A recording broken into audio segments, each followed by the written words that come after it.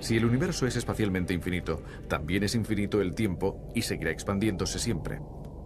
En consecuencia, todavía no somos capaces de saber si el espacio y el tiempo son finitos o infinitos. Pero tal vez podamos establecer que el infinito se encuentra en nuestras estructuras físicas en lugar de en los confines del universo. En otras palabras, ¿se pueden encontrar partículas cada vez más pequeñas en la base de la materia? Aquí está de nuevo nuestro zoom, esta vez partiendo de una mano.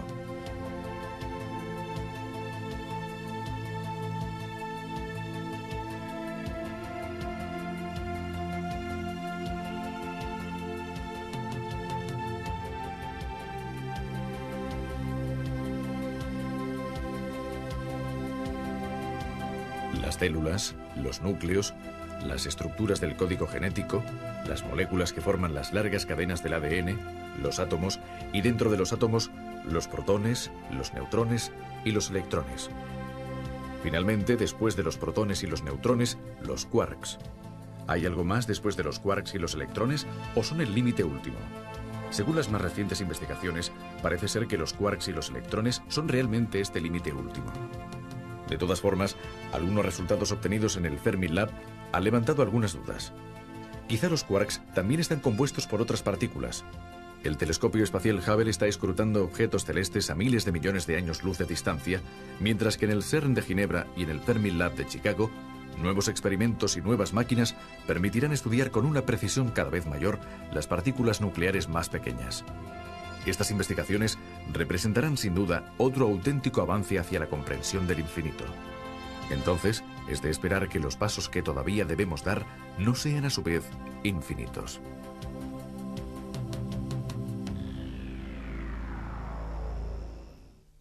En resumen, es un terreno en el que todavía debemos aprender y descubrir muchísimas cosas, lo que supone un desafío para nuestra inteligencia y seguramente para la de nuestros descendientes.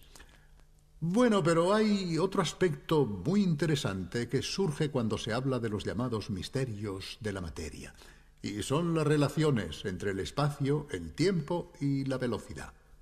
En nuestra experiencia cotidiana los vemos como tres cosas separadas.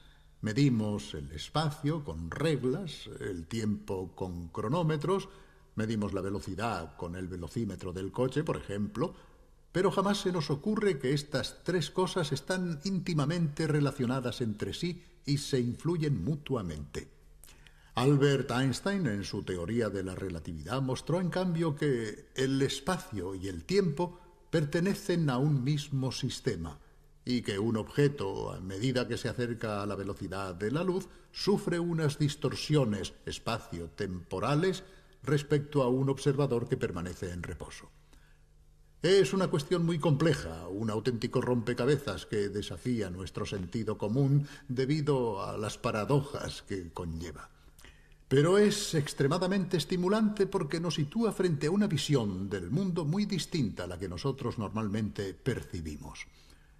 Para ilustrar varios aspectos y varias consecuencias de esta teoría de la relatividad, hemos pensado en mostrarles unos dibujos animados realizados conjuntamente con Bruno Bozzetto, que intentan explicar de una manera muy sencilla algunas paradojas aparentes debidas a las conexiones entre espacio y tiempo. Estos dibujos animados han sido realizados con el asesoramiento de un gran físico, el profesor Giuliano Toraldo di Francia. Esperamos que sea de vuestro agrado. Veamos.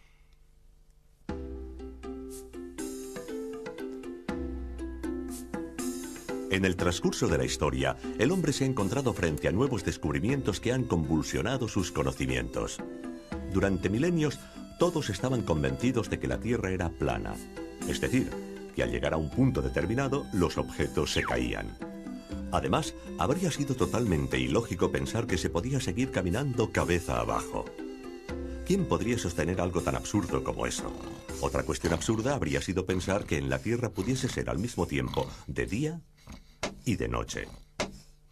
Es decir, que mientras algunos trabajaban bajo el sol, para otros era de noche. Todavía era más absurda la idea de que pudiera existir un punto de la Tierra que, una vez cruzado, hiciera retroceder un día. En cambio, hoy sabemos que volando, por ejemplo, de Tokio a Honolulu, se cruza la línea de la fecha y se retrocede en el calendario. Naturalmente sabemos que cuando en California es mediodía, en Moscú es medianoche, y que los australianos están cabeza abajo respecto a nosotros y nosotros respecto a ellos. En el pasado, todas estas cosas estaban fuera del alcance de la experiencia humana y, en consecuencia, parecían incomprensibles. Actualmente, a nosotros también nos parecen incomprensibles las paradojas del espacio y del tiempo derivadas de la teoría de la relatividad, precisamente porque están fuera de nuestra experiencia cotidiana.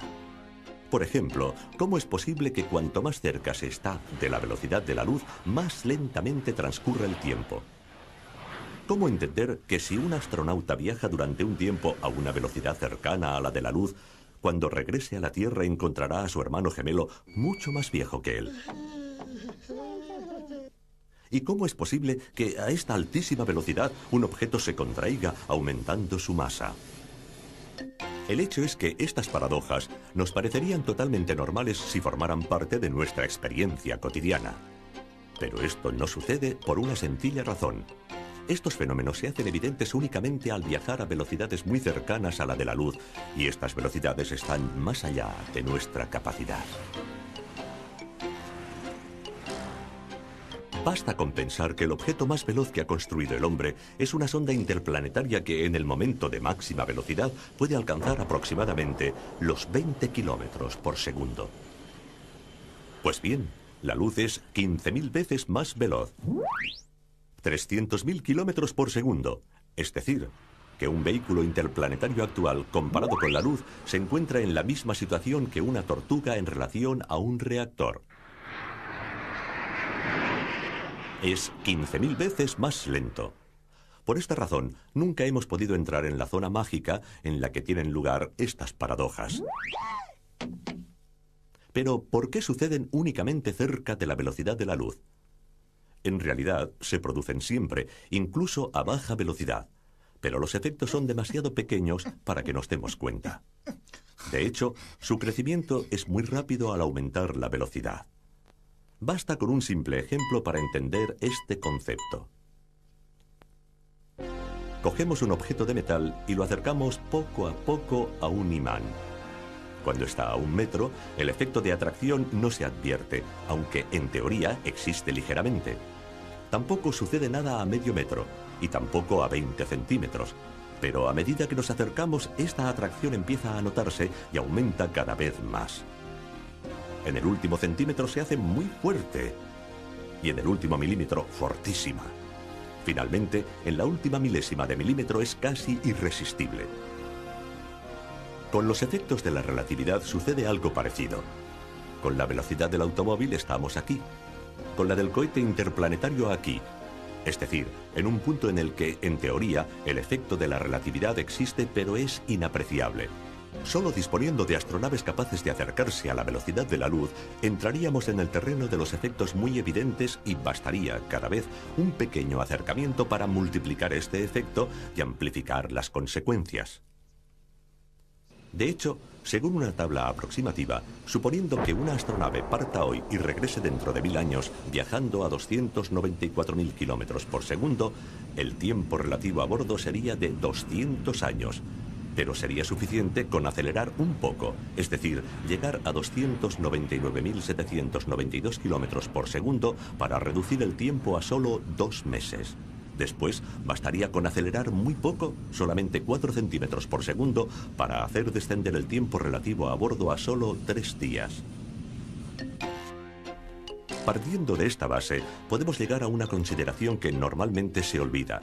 Hemos visto que la velocidad de la luz es muy elevada, 300.000 kilómetros por segundo. Pero solo resulta muy elevada si la comparamos con nuestra manera de vivir y de movernos, es decir, si la comparamos con una bicicleta, con un avión e incluso con un cohete. Contemplándola en el panorama general del universo, se trata en realidad de una velocidad bastante modesta. ¿Por qué? Porque es cierto que un fotón de luz emplea menos de 1,5 segundos para ir de la Tierra a la Luna. Pero también es cierto que emplea ya 8 minutos para ir de la Tierra al Sol. Si nosotros pudiéramos estar en el planeta Urano y viéramos viajar los destellos de luz de la Tierra al Sol, nos daríamos cuenta de que esta velocidad no es tan elevada. Veríamos avanzar la luz como un caracol. Si después nos situáramos en una estrella y observáramos los destellos de luz viajando entre la Tierra y la estrella más cercana, veríamos cómo realizan este trayecto en 4 años. Finalmente, si nos situáramos fuera de nuestra galaxia y viéramos avanzar la luz de un extremo a otro de la galaxia, veríamos cómo realiza este trayecto en unos 100.000 años. Es decir, nos parecería casi inmóvil. A partir de aquí, podemos ejercitar nuestra imaginación. Supongamos que la velocidad de la luz no es de 300.000 kilómetros por segundo, sino mucho menor, solo de 100 kilómetros por hora. Pues bien, en ese caso, nosotros podríamos experimentar cotidianamente los efectos de la relatividad.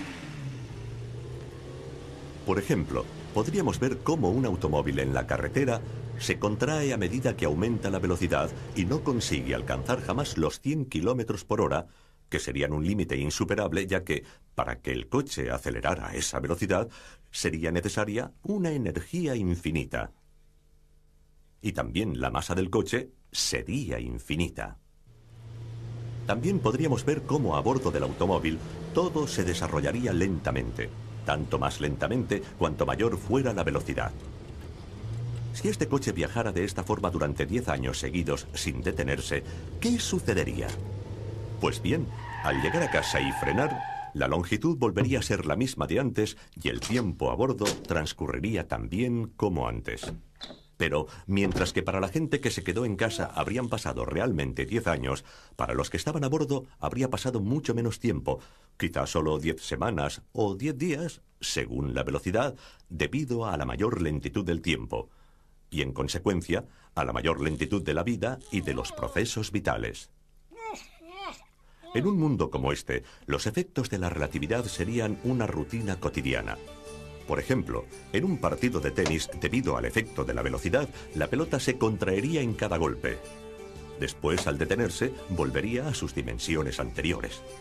Después de un tiempo, ya no tendríamos en cuenta lo extraño del caso y lo consideraríamos una ley física normal, como en realidad es. Y al subir a un tren que viajara de Turín a Roma, sabríamos perfectamente que, mientras los relojes de las estaciones ferroviarias señalan una duración del viaje de 8 horas, nuestro reloj señalaría quizá solo 1 hora, porque al viajar cerca de la velocidad de la luz, habríamos vivido más lentamente. Y cuando hubiéramos llegado, volveríamos a situar las manecillas correctamente, tal como hacemos al bajar de un avión que ha atravesado distintos usos horarios. En resumen, los efectos de la relatividad ya no nos sorprenderían si viviéramos en esta dimensión que en realidad no podemos experimentar porque la velocidad de la luz es demasiado elevada para nosotros. Naturalmente, permanece un gran interrogante, un enigma que sigue desafiando nuestra mente. ¿Por qué sucede todo esto? ¿Por qué motivo cambian el tiempo y las dimensiones con la velocidad? En cierto sentido, la respuesta es muy sencilla. Siempre ha sido así, aunque nosotros no nos hayamos dado cuenta porque nunca hemos experimentado estas velocidades.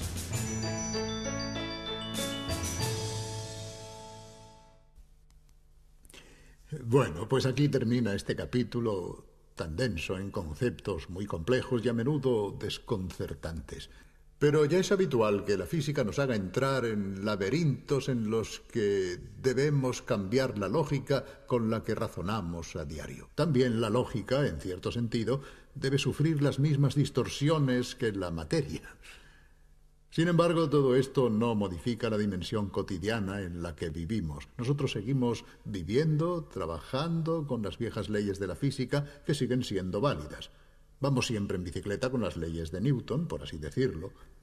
Pero la relatividad, como la mecánica cuántica o el estudio del comportamiento de las partículas en los aceleradores, amplía nuestros horizontes y nos muestra que el universo, los átomos, la materia que nos rodea, tienen propiedades insospechadas que precisamente pueden parecernos paradójicas.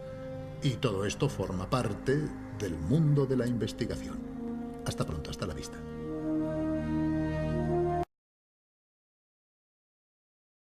materia?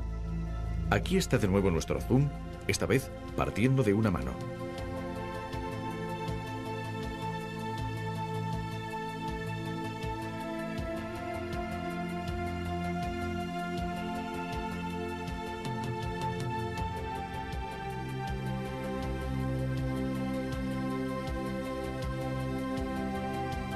Las células, los núcleos, las estructuras del código genético, las moléculas que forman las largas cadenas del ADN, los átomos y dentro de los átomos, los protones, los neutrones y los electrones.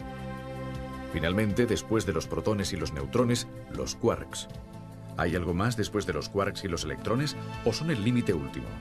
Según las más recientes investigaciones, parece ser que los quarks y las partículas nucleares más pequeñas. Estas investigaciones representarán sin duda otro auténtico avance hacia la comprensión del infinito. Entonces, es de esperar que los pasos que todavía debemos dar no sean a su vez infinitos.